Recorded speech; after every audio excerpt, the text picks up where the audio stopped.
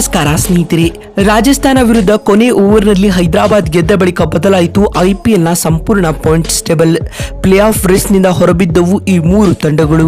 ಹಾಗಾದರೆ ಸುದ್ದಿಯ ಸಂಪೂರ್ಣ ಮಾಹಿತಿ ಏನು? ಅಷ್ಟಕ್ಕೂ ಆರ್ಆರ್ ವಿರುದ್ಧ ಎಸ್ಆರ್ಎಚ್ ಗೆದ್ದ ಬಳಿಕ ಬಿಡುಗಡೆ ಆಗಿರುವ ಐಪಿಎಲ್ನ ಹೊಸ ಅಂಕಪಟ್ಟಿ ಯಾವ ರೀತಿಯಾಗಿದೆ ಗೊತ್ತಾ? ಹೀಗೆ ಇದರೆಲ್ಲದರ ಬಗ್ಗೆ ಇವತ್ತಿನ ಈ ಒಂದು ವಿಡಿಯೋದಲ್ಲಿ ತಿಳಿಸ್ಕೊಡ್ತಾ ಹೋಗ್ತೀನಿ. ಹೀಗಾಗಿ ದಯವಿಟ್ಟು ಈ ವಿಡಿಯೋವನ್ನು ಕೊನೆವರೆಗೂ ನೋಡಿ ಸ್ನೇಹಿತರೆ. ಹೌದು, ಟಾಟಾ ಐಪಿಎಲ್ 2024ರಲ್ಲಿ ಬರೋಬ್ಬರಿ 50 ಪಂದ್ಯಗಳು ಮುಕ್ತಾಯಗೊಂಡಿದ್ದು ಇದೀಗ ಅಂಕಪಟ್ಟಿಯಲ್ಲಿ ಮಹತ್ವದ ಬದಲಾವಣೆಗಳಾಗಿವೆ. ನಿನ್ನೆ ಹೈದರಾಬಾದ್ನ ರಾಜೀವ್ ಗಾಂಧಿ ಅಂತಾರಾಷ್ಟ್ರೀಯ ಮೈದಾನದಲ್ಲಿ 50ನೇ ಪಂದ್ಯದಲ್ಲಿ ಎಸ್ಆರ್ಎಚ್ ಹಾಗೂ ಆರ್ಆರ್ ತಂಡಗಳು ಮುಖಾಮುಖಿಯಾಗಿದ್ದವು. ಈ ಒಂದು ಪಂದ್ಯವನ್ನ ಎಸ್ಆರ್ಎಚ್ ತಂಡವು ಕೊನೆ ಓವರ್ನಲ್ಲಿ 1 ರನ್ಗಳಿಂದ ರೋಚಕವಾಗಿ ಗೆಲುವು ದಾಖಲಿಸಿದೆ ಸ್ನೇಹಿತರೆ. ಇದೀಗ ಈ ಪಂದ್ಯದ ಮುಕ್ತಾಯದ ಬಳಿಕ ಬಿಡುಗಡೆ ಆಗಿರುವ ಐಪಿಎಲ್ನ ಲೇಟೆಸ್ಟ್ ಅಂಕಪಟ್ಟಿ ಯಾವ ರೀತಿಯಾಗಿದೆ ಅಂತ ನೋಡ್ತಾ ಬರುವುದಾದ್ರೆ, ಮೊದಲ ಸ್ಥಾನದಲ್ಲಿ ಎಂದಿನಂತೆ ರಾಜಸ್ಥಾನ ರಾಯಲ್ಸ್ ತಂಡವು ಮುಂದುವರೆದಿದ್ದು ಆಡಿದ 10 ಪಂದ್ಯಗಳಿಂದ ಆರ್ಆರ್ ತಂಡವು 8 ಗೆಲುವು ಹಾಗೂ 2 ಸೋಲು ದಾಖಲಿಸುವ ಮೂಲಕ 16 ಅಂಕಗಳೊಂದಿಗೆ ಮೊದಲ ಸ್ಥಾನದಲ್ಲಿದೆ. ಎರಡನೇ ಸ್ಥಾನದಲ್ಲಿ ಕಲ್ಕತ್ತಾ ನೈಟ್ ರೈಡರ್ಸ್ ತಂಡವಿದ್ದು ಆಡಿದ 9 ಪಂದ್ಯಗಳಿಂದ 3 ಸೋಲು 6 ಗೆಲುವು ದಾಖಲಿಸುವ ಮೂಲಕ 12 ಅಂಕಗಳನ್ನು ಸಂಪಾದಿಸಿ ಎರಡನೇ ಸ್ಥಾನದಲ್ಲಿದೆ. ಮೂರನೇ ಸ್ಥಾನದಲ್ಲಿ ಲಕ್ನೋ ಸೂಪರ್ ಜೈಂಟ್ಸ್ ತಂಡವಿದ್ದು ಆಡಿದ 10 ಪಂದ್ಯಗಳಿಂದ 4 ಸೋಲು 6 ಗೆಲುವು ಕಂಡು 12 ಅಂಕಗಳನ್ನು ಪಡೆದುಕೊಂಡು ಮೂರನೇ ಸ್ಥಾನದಲ್ಲಿದೆ.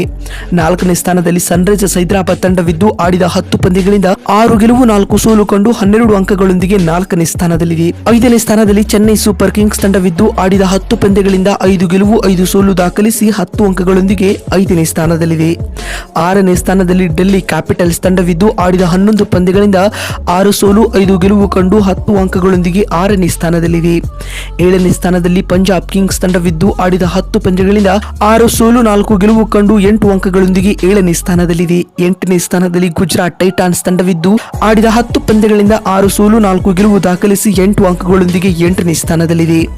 9ನೇ ಸ್ಥಾನದಲ್ಲಿ ಮುಂಬೈ ಇಂಡಿಯನ್ಸ್ ತಂಡವಿದ್ದು ಆಡಿದ 10 ಪಂದ್ಯಗಳಿಂದ 7 ಸೋಲು 3 ಗೆಲುವು ದಾಖಲಿಸಿ 6 ಅಂಕಗಳೊಂದಿಗೆ 9ನೇ ಸ್ಥಾನದಲ್ಲಿದೆ.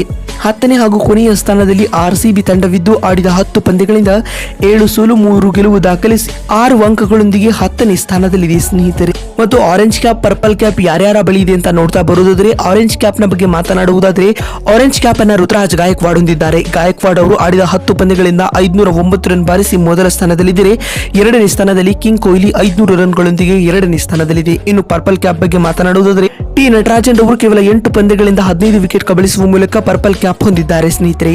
ನೋಡಿದ್ರಲ್ಲ ಬಂಧುಗಳೇ, ಆರ್ಆರ್ ವಿರುದ್ಧ ಎಸ್ಆರ್ಎಚ್ ಗೆದ್ದ ಬಳಿಕ ಬಿಡುಗಡೆ ಆಗಿರುವ ಐಪಿಎಲ್ನ ಹೊಸ ಅಂಕಪಟ್ಟಿ ಯಾವ ರೀತಿಯಾಗಿದೆ ಅಂತ ತಿಳಿಸಿಕೊಡುವ ನಮ್ಮ ಈ ಪ್ರಯತ್ನ ನಿಮಗೆ ಇಷ್ಟವಾಗಿದ್ದಲ್ಲಿ ತಪ್ಪದೆ ಈ ಕೂಡಲೇ ಈ ವಿಡಿಯೋಗೊಂದು ಲೈಕ್ ಮಾಡಿ. ವಿಡಿಯೋವನ್ನು ಇಲ್ಲಿವರೆಗೂ ನೋಡಿದ್ದಕ್ಕಾಗಿ ಧನ್ಯವಾದಗಳು.